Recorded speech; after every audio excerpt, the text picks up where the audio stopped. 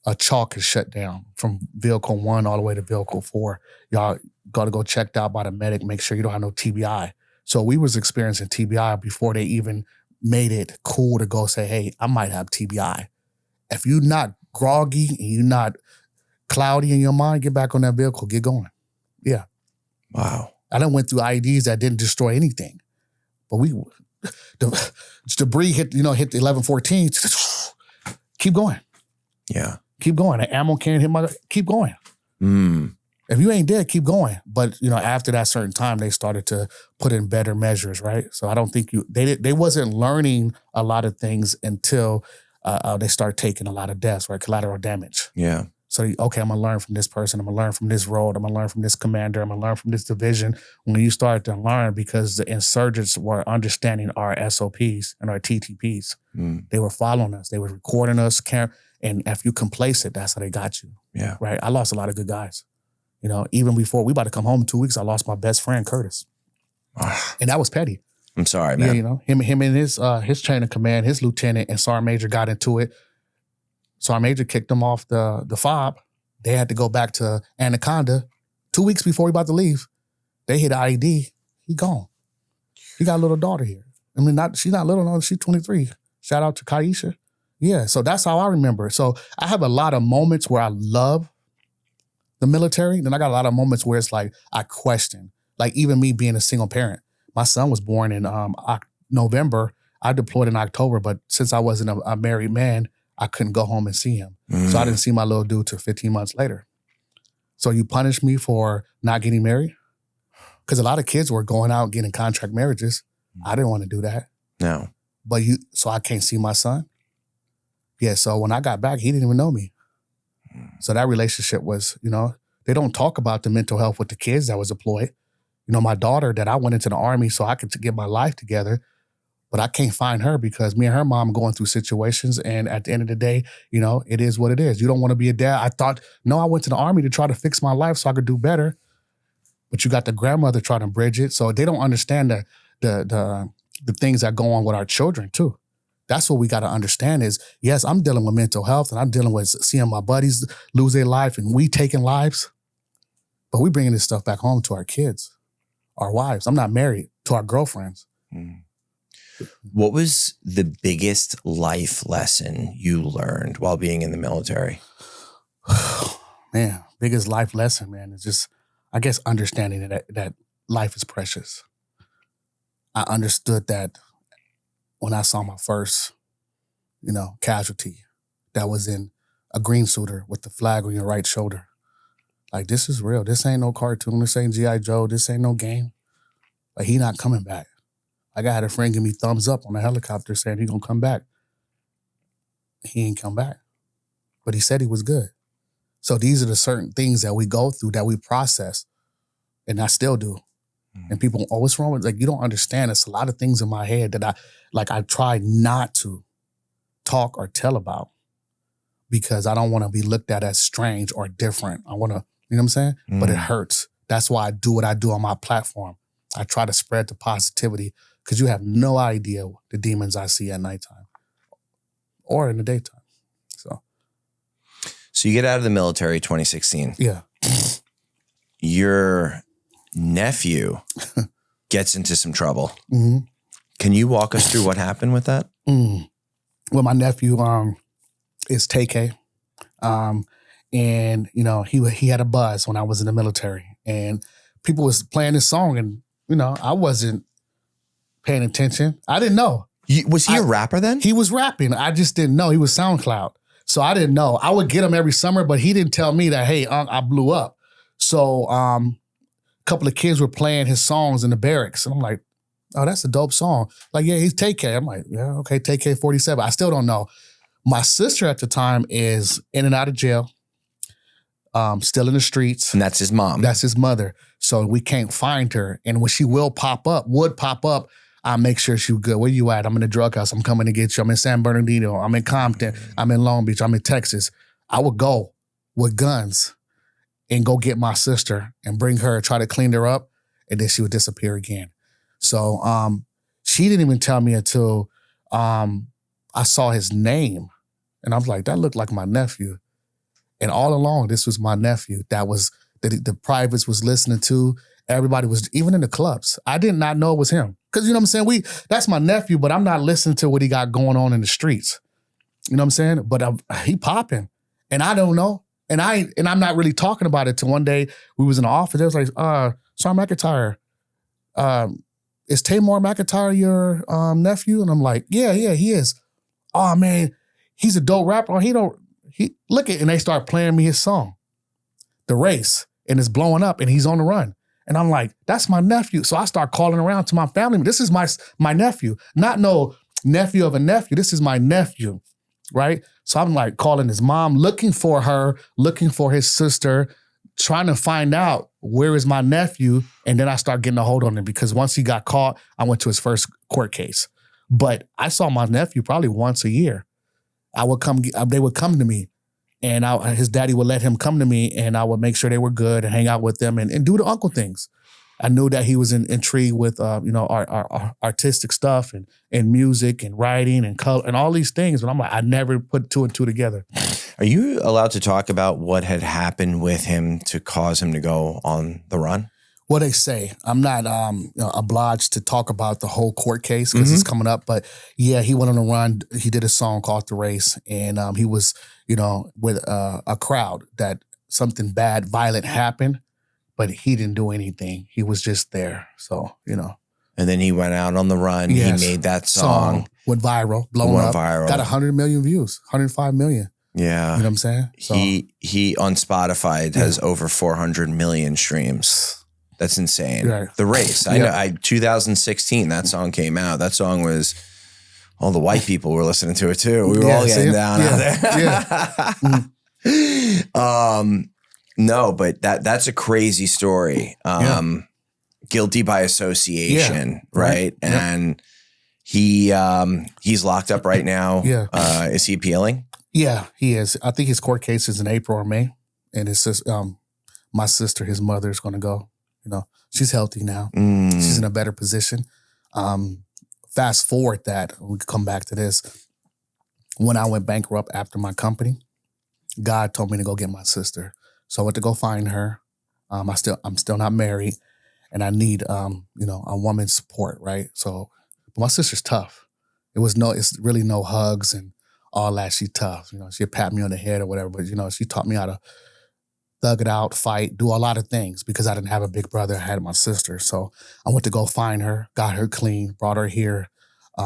Right now, she's the GM of her company right now that she works for and general manager. She works. She does her nails every week, got her hair done. Like she's a totally different one. She's happy.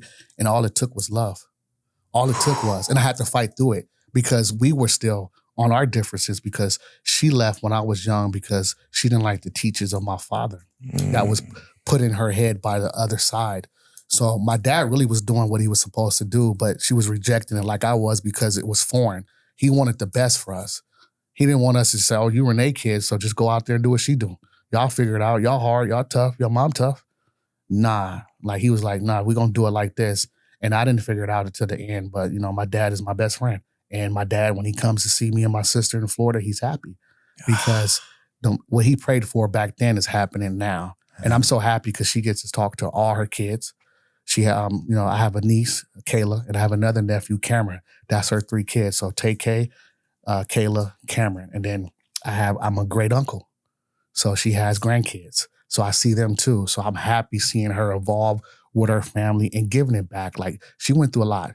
You know what I'm saying? She saw my mom died at an early age. She was sold to a drug house. She was out there, doing a lot of crazy stuff in that world and drugs and stuff like that because she was trying to cope. She didn't know how. She went to a lot of 12-step programs, but it never worked. We saw our mom go through 12-step programs. You know what I'm saying? Yeah. So it was a daily cycle. So now to see her now, God is good. That's amazing. What year did you go and get her? I got her, what year is this? 25, 21. Okay. And she's been doing well. She's been thriving. Yeah. She slept for about a whole 6 months to a year. And then I loved on her. What's crazy was like after she started to come out and get sunlight, I said, hey, I want to take you somewhere. I want to give you an appointment. What? I want to get your eyebrows done. So I took her to get her eyebrows done. Then she started getting her nails, and then she just started coming to life. She told me the other day, she said, all it took was my brother to love me for her to, that's it. So I'm so happy. It's that amazing. Makes me happy when I come home and I see her. You know what I'm saying? Yeah. People, I didn't know we was going to live together, but it's like, I'd rather her be here than be out there. Safe. Mm-hmm. Good for her. Yeah. I love that, man. It's a beautiful story. Thank you for sharing that. Yeah. And I hope everything works out. God will make things work out how they're supposed to with her son and your nephew. Right. And you mentioned God in the very beginning of your story. Mm-hmm. How big of a God do you have today? Man, I can't even tell you how big he is. That's how big he is in my life. And to talk about it the way I look, right? I still use the same rhetoric, but I know that I'm not supposed to be here. And I know it's because of a God. Because I wasn't hiding. You know what I'm saying? We was spinning the block in Iraq. We was out there. I could feel the bullets with everything we done. I'm not supposed to be here. I was outside the wire, gangbanging in California and Long Beach, being around. I would just leave a house party and get shot up. Like, God had me in every area of my life that he took care of me. You know what I'm saying? Yes, I left the military injured and got shrapnel on my head, my hand, my back, everything. But I'm here to tell this message. And I believe that's my purpose. I believe when you find your purpose, you exploit it. And this is what it is. Because people try to narrow you down. Oh, just do this one thing. No, I'm a bunch of everything. You know what I'm saying? Before I was in the military, I was in California. Before I was in California, I did this. After the military, I was an entrepreneur. But before I went to entrepreneurship, they put me in the hospital for 70 days for my mental health, inpatient, locked up in asylum. I went crazy. Yeah, so people don't know that. Like, I had to deal with me first. And that was the first step. Understanding that something was wrong. Everything that happened to me in the war, everything that happened to me in California, it's wear and tear, you know? And I broke down because I just had enough. You know what I'm saying? I saw so much pain and suffering and death in the military. You know, people say we wasn't always back home. We was always deployed. So that's all I know. So when you take me away from being deployed, you get a few crazy people. Like, all we know is doing our missions and understanding our job. Now we back here picking up trash. You know what I'm saying? It's really nothing to do but learn your job. I like how you talked about pouring into yourself and taking care of yourself, because a lot of people try to skip that process and just go out and try to love other things or fill the void with entrepreneurship or fill the void with money, sex, drugs, whatever it is, right? You stopped, invested in yourself, took a look at yourself, got to a place where you can love yourself. Right. You talked about your entrepreneurship. You had a failed business. Yes. But you talked about the failed business was not a failed business because you were taking what you learned from that experience, fine-tuning it. You went back to school. Right. Like, that's the ultimate comeback story, man. That is like, that's amazing. What did you learn? So you started a company, were in business for a few years and then like it flopped, or what happened? 4 years during COVID. And I took a bunch of hits, right? And I say I failed because I wanted to trigger people. But understand, if I really failed, then I wouldn't be here, right? Yeah. So when I was going through the failed business, I almost took my life. But it was my baby and I gave everything I got. And I thought that, okay, I'm being positive, I'm giving back, I'm helping veterans that don't have jobs, I'm helping people that, even people that was fresh out of jail, right? I started a security company, right? So you need a security license. You need the guards to be D&G, right? But if you're doing bodyguard work, I could put a good dude that been in jail but can't get his record expunged, but I can make sure that he can guard this artist and teach him the right way, understand, right? And the first thing is understanding your how to de-escalate. So I had the business, it was called Rat Pack Worldwide Security, and we started off doing security for churches, for schools, for clubs, for lounges, and expanded to bodyguard work, then the federal government. I did 2 Super Bowls. I did 2 Rolling Louds. Oh, wow. Yeah, I did a lot. And then God was like, that ain't for you. And I didn't want to listen. because I was getting veterans that wasn't healed, but put in a position to think that would heal them, right? If you understand me.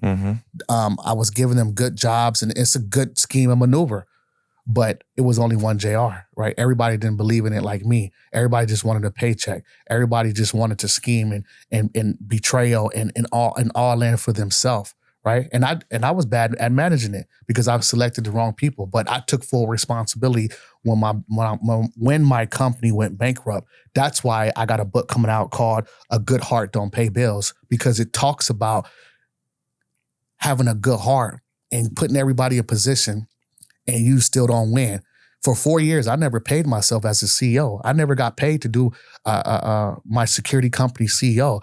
If I went to go protect the baby or little baby or all these artists that we did, then I would get paid. But as a CEO, giving all this information, no. And when I failed, I got mocked online. I was just as big as I was now, probably a little smaller, got mocked, got talked about. And people how you forget everything I've done for you? During COVID, I fed all these families because nobody couldn't get a job and nobody couldn't even work because it was COVID. But we protected all the COVID sites. Yeah. You'll see me on, if you go on YouTube, insane. you'll see it. All the COVID sites, then the elections that was going on, we protected both sides. Democrats and Republicans. Everybody, I didn't care because I'm not choosing where my job is coming from. I didn't fall for my country. I'm not choosing. Let me do what I got to do. And then one of the jobs I done was for this girl called Caitlin, and she was a big supporter of Donald Trump, and she was going like in 2021 going crazy on these college campuses. If you see one video on YouTube, you'll see me almost carrying her and running away from like 5,000 kids because they was about to maul her. Yeah, so I did all that, and I thought that was feeding what I was doing in the military, right? I didn't need to do that. God took all that away from me. And I thought that I was failing, but God was like, I told you not to do this. And I needed that story so I could be who I am now, the hood motivator. You did security for Lil Baby and Dub Baby? Yeah. What was that like? There's some good artists, but, it's just, sometimes it's hectic, it's crazy, because you see all that. But I was doing Bodyguard for a long time, for a lot of Lil Durk, all that. So, you know what I'm saying? Durkio. Yeah. Wow. What was that like? My guy is still on. A lot of my guys that work these big artists, those are my guys. Yeah. If you pull it up on YouTube and you see, I tell you who their names are. They work for me. They learn that from me. You know what I'm saying? Were you there? Any of these rappers get tested on your watch? Yeah, Lil Boosie got shot at. At his at an event in I want to believe was it Jacksonville, or I want to believe that somebody got shot at that event. And then, can you tell us a story about that with Lil Boosie? We was I think it was a college homecoming. It was Gainesville college homecoming, and he came in to perform, and he did what he had to do, perform. And when he was leaving, I guess the promoter and the club owner got into it about some money, and like right in front of right there, bam, bam, bam. Yeah, one of my buddies performed aid. We made sure he got to the hospital, all that. Yeah, everything. Did Boosie get shot? No. He didn't get shot. One of the entourages. Someone else got shot in the entourage. And that was in Jacksonville? No, Gainesville. Gainesville, Georgia. And then I was... Gainesville, Florida, sorry. I was... What's the dude from Jacksonville? Rapper? Yeah. Who You Smoke? What's his name? Young and Ace. Young and Ace. I was his head security for like 2 years. If you look up on YouTube, you'll see me right there. Yeah, right there. Doing the beef with old boy that just passed away. Right at the thick of the beef, I was right there with him. From there to LA to all these shows in Florida. Who You Smoke? Yeah, right there. What? Crazy. So thick. His brother was killed. Who's that? Young and Ace. Yeah, in the car. Yeah. So when that happened, he was already blowing up and rapping. He got my mentor, which is Shadow. Shadow started to protect him, but Shadow got eerie with the hip hop artists, and this was at the same time Jake Paul was coming out to do YouTube boxing. So Jake Paul hired Shadow. Shadow put me on Young and Ace, and that's when I got Young and Ace for like almost 2 years. Julio Fulio. Mm-hmm. Yep. It was the thick of their beef. I'm talking everywhere we went. We didn't know if you was a Young and Ace fan or the other guy, Fulio guy. But it was crazy. I'm right there on the stage with them, ready to put my life on the line. And guess how much they was paying us? Nothing. What? $600 a day? Like I'm usually getting paid $1,000, $1,500. Yes. So it's crazy because and it's nothing against any artist that I have spoke of, but in that industry, people want something for nothing. And they will walk all over you and treat you like the bottom of the earth because you are security. Oh, you just a punk ass security. You don't know I got kids. I done served the military. I done did all these. You don't even know who I am as a man. I would break your neck. But I got it. And it was strenuous, but I wanted to do it. Some people love it. Oh, I'm going to stand back. I'm going to stand next. I can't wait to. You want that stardom. No, I'm providing a certain type of service that even if you do pay me $1,000 to $1,500 a day, y'all won't give it to me till 30 days later. What? I just protected you last night. Y'all just threw all this money in the strip club. You can't get the money out to give to me and my guys? Yeah. I protected the weekend, a Super Bowl at his house. And I still ain't got paid for that. It's events that I have still yet to get paid. So they would take advantage. And don't let it be a group of guys that we, like my team, and we put it on. I'm mad, but all these guys mad. I got scammed out of hundreds of thousands of dollars. We always coming. We're going to pay all we wait for the label. We owe the manager. Even sign contracts. It's just you don't have enough money to fight. It's like, so it was all these signs that was leading up to my failures and me not wanting to let go. I should have been let go or been stopped doing a lot of certain things as far as that. And I was transitioning I had opened up Rat Pack University and I was teaching security.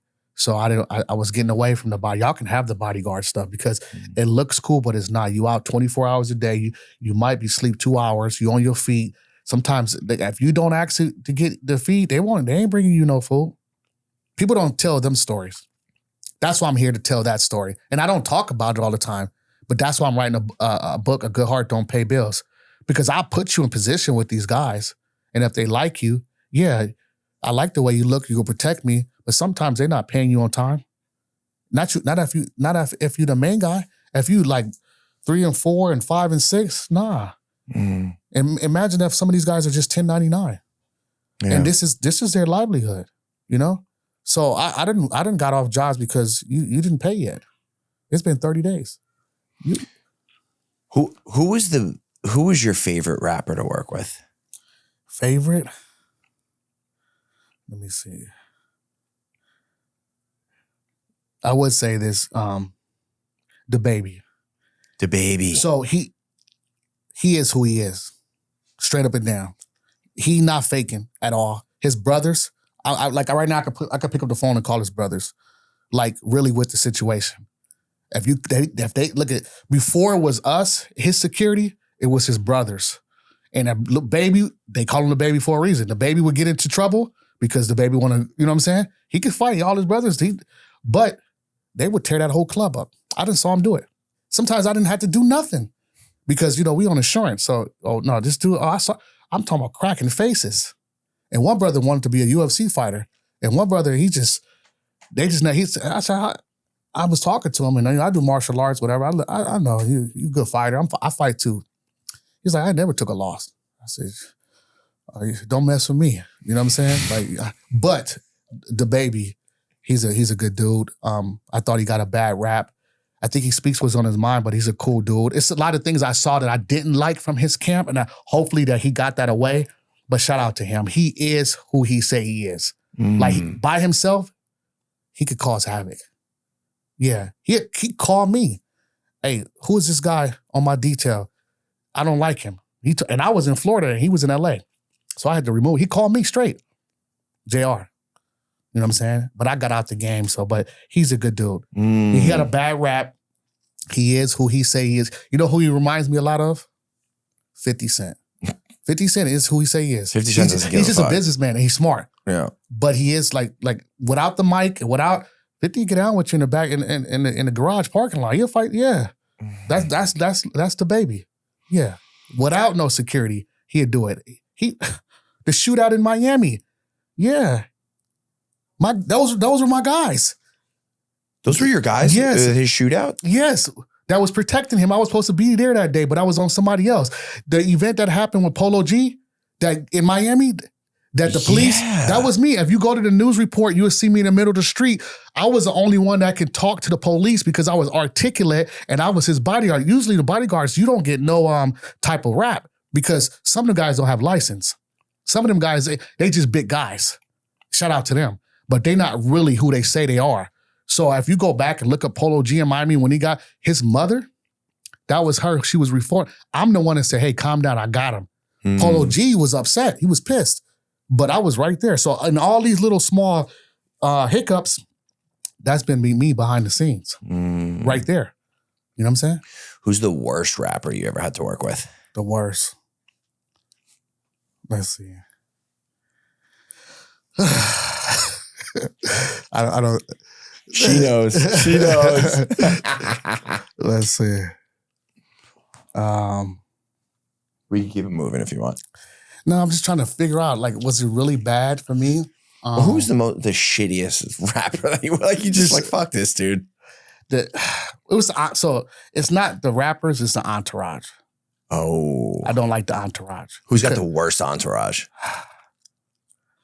Well, so the toughest entourage I saw was the babies. And then the second was Young and Ace. But when his two guys went to jail, I didn't trust them guys around him. You know what I'm saying? I knew who the hitters were.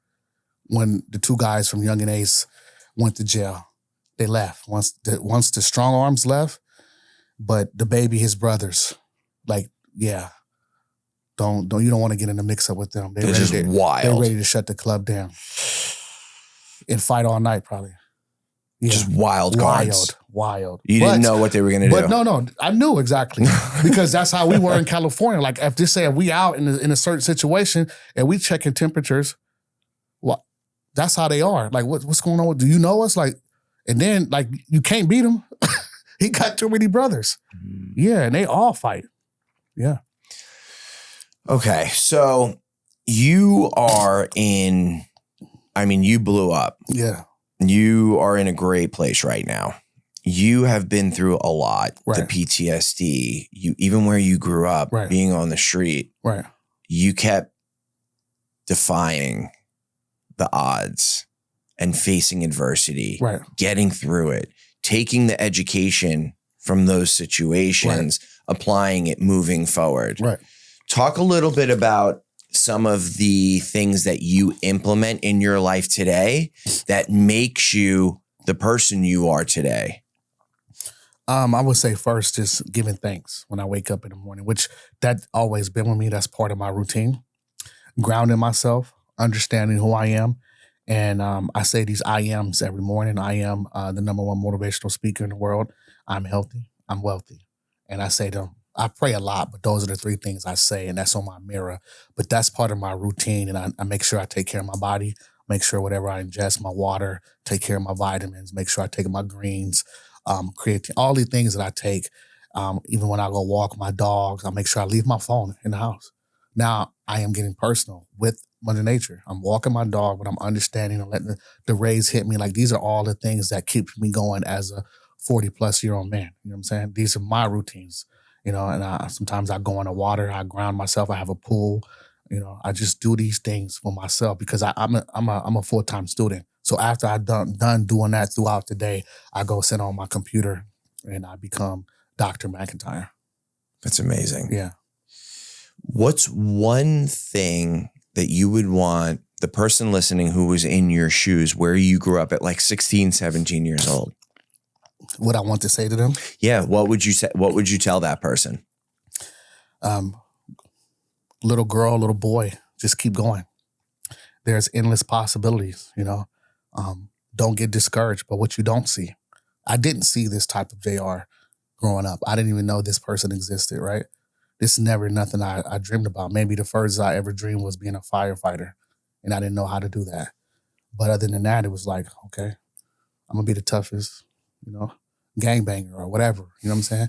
But my dad was instilling in me entrepreneurship. So I would tell the kids, just stay patient, understand, Activate your gift. And that's what I go around and talk to the kids about, activation of your gifts. There's multiple gifts you can activate. Choose which one is yours. There's a holiday that come around every day that you get gifts. And when God gives you that gift, open it, understand it, love it. It's going to take time to play with it, to master it. You know what I'm saying? And then don't just focus on one gift. Open more.